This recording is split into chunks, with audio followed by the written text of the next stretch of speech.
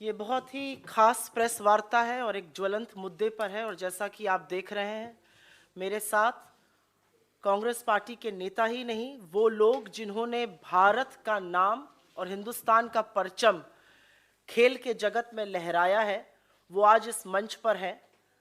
किसी और कारण से होते तो हमें बड़ा गर्व होता, लेकिन वो आज इस मंच पर हिंदुस्तान के उन खिलाड़ियों की वेदना और उनके दर्द को समझाने के लिए, बताने के लिए और सरकार से सख्त सवाल पूछने के लिए मजबूर हैं, जिसका जवाब बहुत पहले आ जाना चाहिए था।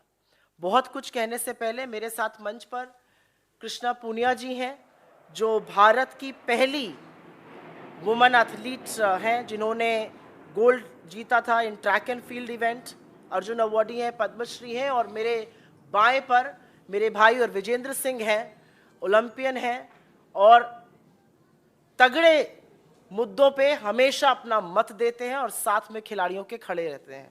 इससे पहले कि मैं इन दोनों लोगों को मंच दूं, मैं एक बात जरूर पूछना चाहती हूं। 72 घंटे से ऊपर हो गए और जिसको अंग्रेजी भाषा में अनप्रेसिडेंटेड कहा जाता है, ऐसा पहले कभी नहीं हुआ कि the most decorated athletes of Indian sports stars, जिनकी विश्व में जिन्होंने भारत का परचम लहराया, वो बेटियां जो शेरनियों की तरह दहाड़ती हैं दंगल में, कुश्ती की रिंग में, आज जंतर मंतर पर बैठकर जब उनकी आंखों से आंसू निकलता है, तो सरकार की यह खामोशी अपने आप में निंदनीय ही नहीं, अपने आप में और बहुत गंभीर और गहरे सवाल खड़ा करती है। क्योंकि कटघरे और सवालों के घेरे में रेसलिंग फेडरेशन ऑफ इंडिया के चीफ, भाजपा के सांसद बृजभूषण सिंह जरूर हैं, लेकिन उससे ज्यादा आज कटघरे में प्रधानमंत्री मोदी खड़े हैं। और ये मैं बिना रीजन के नहीं बोल रही हूं, ये एक पैटर्न है। विनेश फोगट जी ने अपनी पहले दिन की प्रेस कॉन्फ्रेंस में कहा था कि उन्होंने अपने परिवार के साथ जाकर 2021 के अक्टूबर महीने में मोदी जी को सारी असलियत से वाकिफ कराया था। उन्होंने सच बताया था और अपनी जान पर होने वाले हमले का अंदेशा भी जाहिर किया था। और मोदी जी ने कहा था नहीं नहीं, तुम्हें कुछ नहीं होगा। 1.25 साल तक, और मोदी जी ने सार्वजनिक रूप से विनेश फोगट जी को अपनी बेटी कहा है कि तुम तो मेरी बेटी जैसी हो, मैं तुम्हारे सारे परिवार को जानता हूं। तो आज सवाल यह है कि जब एक महिला एथलीट और डेकोरेटेड महिला एथलीट इस देश के प्रधानमंत्री के पास जाकर फेडरेशन में हो रहे यौन शोषण और कुकृत्यों के बारे में अक्टूबर महीने में बताती है, तो 1.25 साल तक मोदी जी ने क्या किया और वो इस पर चुप क्यों रहे? क्या कार्रवाई हुई?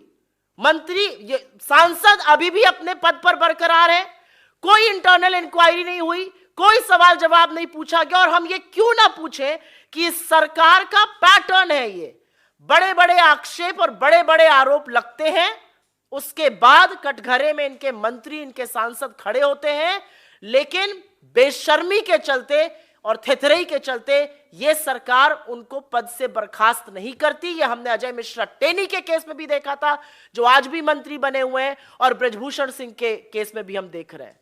मेरा सवाल यह है कि देश के प्रधानमंत्री ने अक्टूबर 2021 के बाद, विनेश फोगट जी का कहना है उनको सब कुछ बताया, उसके बाद वो शांत क्यों रहे? जंतर मंतर पर बैठे हुए ये एथलीट्स, उनकी आंख के आंसू और इन लड़कियों का आज शायद लड़की होने पर भी अफसोस जताना बहुत बड़े सवाल खड़ा करता है। एक ही लाइन कहूंगी और उसके बाद मैं कृष्णा पूनिया जी को इनवाइट करूंगी कि वो अपना ओपनिंग वक्तव्य बोले। हमने अभी तक सरकार के एक नुमाइंदे से इन कुकृत्यों की निंदा नहीं सुनी, इसकी भर्त्सना नहीं सुनी। मेरी कोई आशा नहीं है कि इस देश की महिला और बाल विकास मंत्री, जो कि एक राहुल गांधी ट्रोल है, वो इस वाक्य पर एक भी शब्द बोलेंगी। भाजपा में कुलदीप सिंह सेंगर हुए, भाजपा में चिन्मय आनंद हुए, भाजपा में अंकिता ठाकुर का कातिल बैठा है, भाजपा में लखीमपुर चीरहरण के लोग बैठे हैं। ये क्या है भाजपा का चाल चरित्र और चेहरा? और क्या बेटी बचाओ वाकई में भाजपा से बेटी बचाओ का नारा था? क्योंकि ये सारे नारे आज पूरी तरह से खोखले हैं। क्या बेटी बचाओ और क्या खेलो इंडिया। आपके जो ध्वजवाहक हैं स्पोर्ट्स के, वो जंतर मंतर पर बैठकर ये बोल रहे हैं हमें यौन शोषण के लिए मजबूर किया जा रहा है। ये बात प्रधानमंत्री को पता है और इस बात पर पर्दा गिराया जा रहा है। मैं आमंत्रित करती हूं कृष्णा पूनिया जी को कि वो खिलाड़ियों के बारे में, महिलाओं के बारे में और क्या हो रहा है उस सच को उजागर करें। नमस्कार सभी साथियों को। और मैं यही कहना चाहूँगी कि जब समाज से कोई लड़की निकलकर अपने आप को आगे बढ़ाना चाहती है तो सबसे पहली लड़ाई उसकी समाज से होती है, और वो उन जद्दोजहद से निकलकर दिन रात एक करके पसीना बहा के, खून बहा के और देश के लिए पदक जीतने की सोचती है। और जब वो इस मुकाम पे जा रही होती है तो उसके बीच में एक खबर आती है कि रेसलिंग फेडरेशन ऑफ इंडिया के जो प्रेसिडेंट हैं बृजभूषण शरण जी, वो यौन शोषण करते हैं। और ये उस बेटी के द्वारा आरोप लगाए गए हैं जिसमें माननीय प्रधानमंत्री जी ने कहा था कि तुम हमारी बेटी हो। और उसी बेटी ने एक सवाल कल दागा है कि इस देश में बेटी पैदा होनी ही नहीं चाहिए। इससे ज़्यादा तकलीफ़ की बात, दर्द की बात क्या हो सकती है। और साथ साथ मैं ये सवाल ये भी करती हूँ, एक तरफ तो हमारा देश पदक चाहता है और दूसरी तरफ हम अपने भविष्य को देखते हैं, हमारी बेटियों का यौन शोषण होता है, तो आने वाली पीढ़ी या वो पेरेंट्स क्या अपने बच्चों को इस तरीके से स्पोर्ट्स में भेजना चाहेंगे। और मैं यहाँ पर विनेश फोगाट और उन सभी रेसलर्स का मैं धन्यवाद देती हूँ कि इस मंच पे आके उन्होंने इस बात को उठाया है।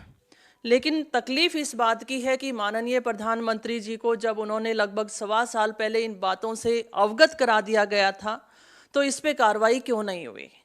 और जैसा कि सुप्रिया जी ने कहा कि 72 घंटे के बाद भी ये शर्मनाक बात सड़कों पे अभी तक चल रही है, लेकिन बीजेपी के नेताओं के द्वारा कोई ऐसा स्टेप नहीं उठाया गया। और सुप्रिया जी, आपको ध्यान दिलाना चाहूँगी कि हरियाणा के मंत्री के द्वारा भी एक लड़की के साथ इसी तरीके से कुकृत्य की बात आई थी और उस लड़की ने भी अभी लगभग मेरे ख्याल से 1.5 महीना ही हुआ होगा ज़्यादा से ज़्यादा, और वो बात वहीं पे स्टॉप हो गई है।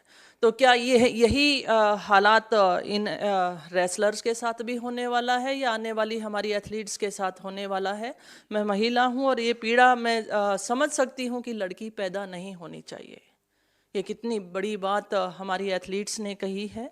और मैं उन दिनों को याद भी करती हूँ जब हम मेडल जीत कर लेकर आते हैं, तब हमें हमारे साथ हर कोई फ़ोटो खिंचवाने के लिए तैयार होता है, बेटी बनाने को तैयार होता है। जब हमारी बेटियों का चीरहरण किया जाता है तो उसके साथ कोई खड़ा क्यों नहीं होता है।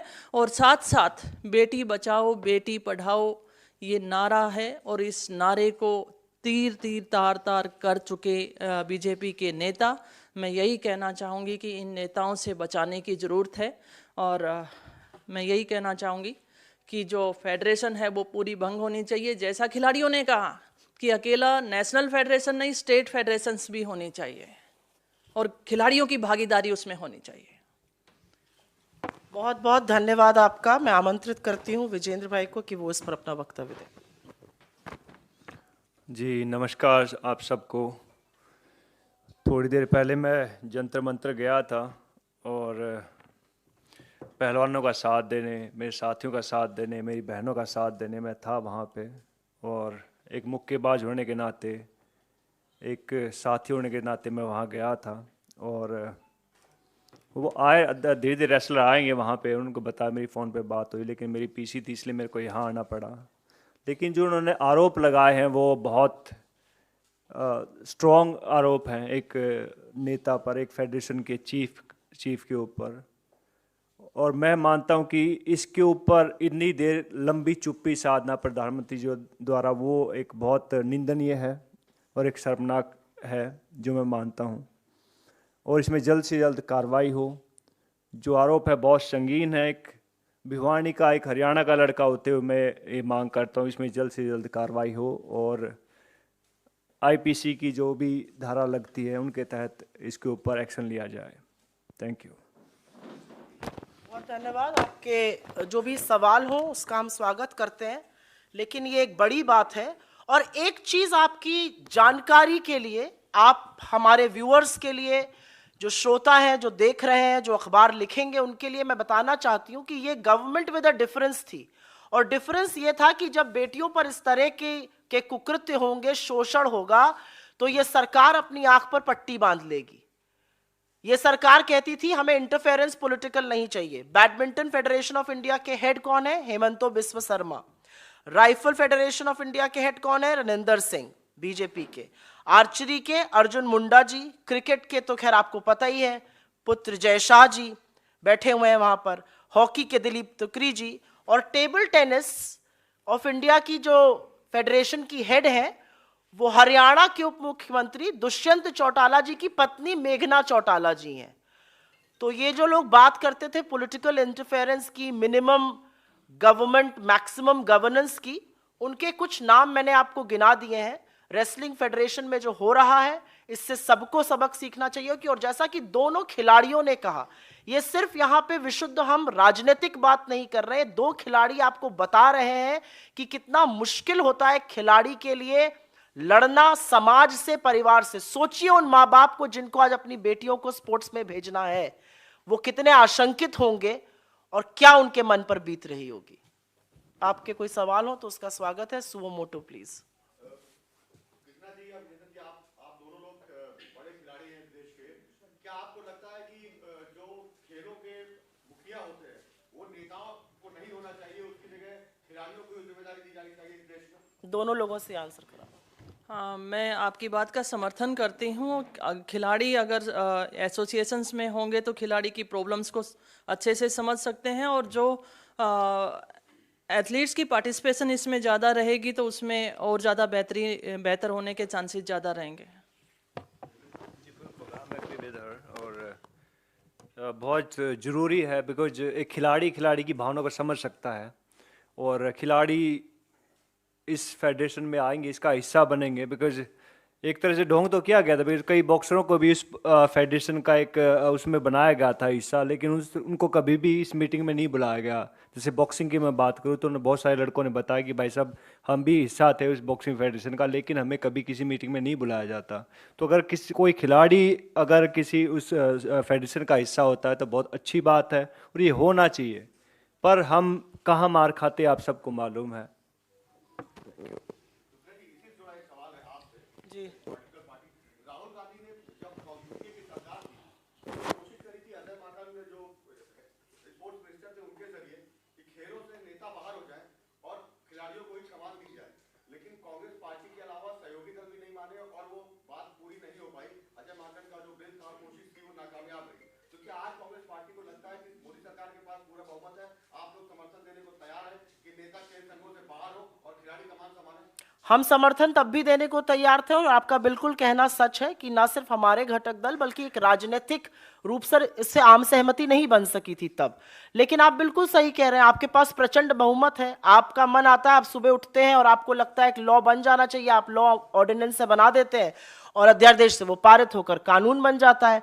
लेकिन मैंने तो आपको फेडरेशन, रेसलिंग फेडरेशन तो छोड़ दीजिए, मैंने तो आपको हिंदुस्तान की तमामों स्पोर्ट्स फेडरेशन, चाहे वो बैडमिंटन हो, चाहे वो टेबल टेनिस हो, चाहे वो हॉकी हो, क्रिकेट हो, आर्चरी हो, राइफल हो, मैंने तो आपको सबके नाम गिना दिए, और इस सब पर भाजपा के नेता बैठे हुए हैं। तो डिफरेंस क्या है? और पॉलिटिकल सहमति इस पर बननी चाहिए, ये एक अलग डिबेट है। लेकिन जो आज का मुद्दा है वो बहुत बड़ा मुद्दा है। आपकी बात सही है, इस पर डिबेट होना चाहिए। पॉलिटिकल इंटरफेरेंस जितनी कम हो अच्छी बात रहेगी, लेकिन आज का डिबेट बहुत बड़ा डिबेट है। ये हिंदुस्तान में पहले कभी नहीं हुआ है। ये ओलंपियंस हैं, ये गोल्ड मेडलिस्ट है, और ये बाहर आकर कह रहे हैं हमें यौन शोषण के लिए मजबूर किया जा रहा है, और इस बात की सजा तो मिलनी ही चाहिए। इस बात से अवगत देश में सर्वोच्च पद पर बैठे हुए प्रधानमंत्री जी 1.25 साल से हैं, और बृजभूषण सिंह अभी भी अपने पद पर बने हुए हैं और अभी भी प्रेस कॉन्फ्रेंस कर रहे हैं। मतलब मुझे समझ में नहीं आता है कि बेशर्मी की और असंवेदनशीलता की कोई हद है सरकार में। आपने अजय मिश्रा, नैतिकता कहां है? नैतिक धुरी ये कहती है आपका नाम आया और ऐसे आक्षेप में आया, आपको तुरंत रिजाइन कर देना चाहिए। लेकिन नैतिकता तो सर्वोच्च पद की भी पूछी जाएगी ना। आज जब विनेश फोगाट ने बोला कि मैंने प्रधानमंत्री को अक्टूबर 2021 में इस मामले से अवगत कराया था, तो मेरा सिर्फ एक सवाल है, मोदी जी ने क्या किया? क्यों आंख पर पट्टी डाले वो आज बैठे रहे कि ये खिलाड़ी सड़क पर सार्वजनिक रूप से उतरने को मजबूर हुए हैं और आज कुछ मीटिंग्स करी जा रही हैं?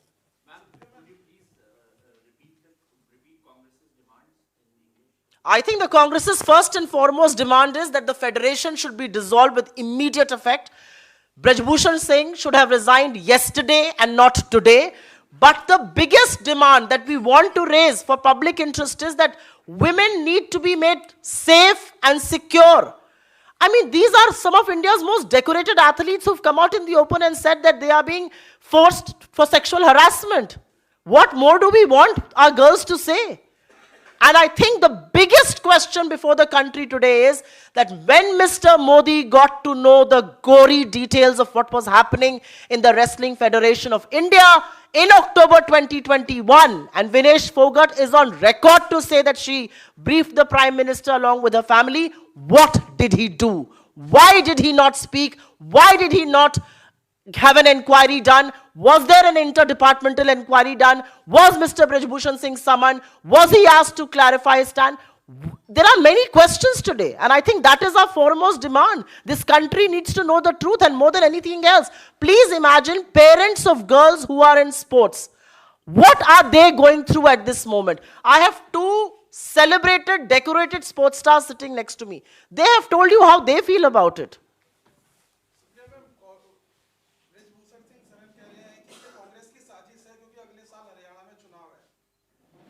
आपको लगता है कि हिंदुस्तान की वो ध्वजवाहक, वो सेलिब्रेटेड एथलीट्स जो ओलंपिक में गोल्ड जीतते हैं, एशियाड्स में गोल्ड जीते, वो हमारी साजिश के तहत आकर सड़क पर बैठेंगी? ये वो शेरनियां हैं जो बड़े बड़ों के को चारों खाने चित्त कर देती हैं? उनकी आंख के आंसू नहीं दिख रहे हैं ब्रजभूषण सिंह को?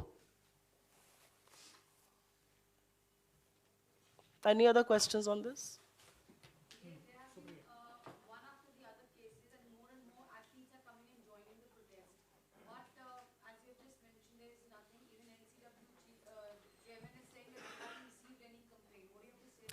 I think more than anything else, the conspicuous silence of this government. Not one spokesperson. Spokespersons, by the way, have withdrawn from television debates. No BJP spokesperson is coming for a debate on this very issue. No BJP supporter is speaking on this. Not a single minister has put out a word condemning this incident. You have India's most celebrated sports stars sitting at Jantar Mantar. It is unprecedented. And more than anything else, the institutions that are meant to safeguard women, sports persons, what are they doing? NCW is very quick to lodge any complaint. NCW को तो आपको बोलना नहीं पड़ता है, वो तो एक ट्वीट कर दीजिए, अगर बीजेपी वाला कर देता है तो वो लपक के पहुंच जाती हैं। आज कहां है NCW? और क्यों नहीं? अब वो इंतजार कर रही है कि कोई आकर उनको कंप्लेन करेगा। वो सुओ मोटो इसका कॉग्निसेंस क्यों नहीं ले रही है? मुझे ऐसा लगता है इस मामले का सुप्रीम कोर्ट को सुओ मोटो कॉग्निसेंस लेकर बर्खास्त और भंग करना चाहिए फेडरेशन, और एक इंक्वायरी सेटअप करनी चाहिए, क्योंकि इस देश के प्रधानमंत्री भी ये सारी बातें सुनकर चुप क्यों बैठे थे, ये अपने आप में एक बहुत बड़ा सवाल है।